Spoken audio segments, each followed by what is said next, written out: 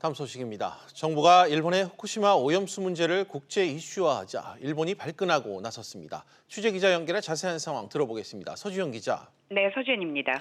일본이 우리 정부에 항의를 했다고요? 네, 그렇습니다. 일본 외무성은 오늘 주일 한국 대사관을 통해 공식 항의했습니다.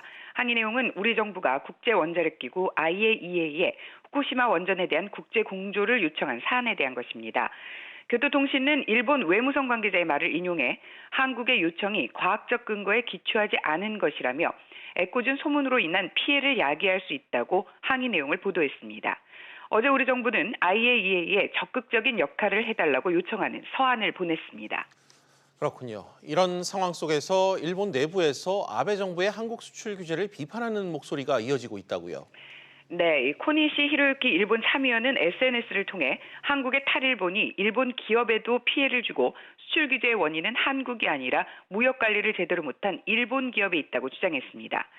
오쿠다 사토시 일본 아시아대학 교수는 단시간에 이루어지고 있는 한국의 소재 국산화에 주목하며 일본이 역풍을 맞을 가능성이 크다고 지적했습니다. 또 우츠노미야 겐지 전 일본 변호사협회장은 강제징용 피해자의 개인 청구권이 한일 청구 협정으로 소멸됐다는 일본 정부의 주장은 국제법상 완전히 잘못됐다고 지적했습니다. 네. 이런 가운데 도널드 트럼프 미국 대통령이 적극적인 중재 역할을 해야 한다는 지적이 나왔다고요?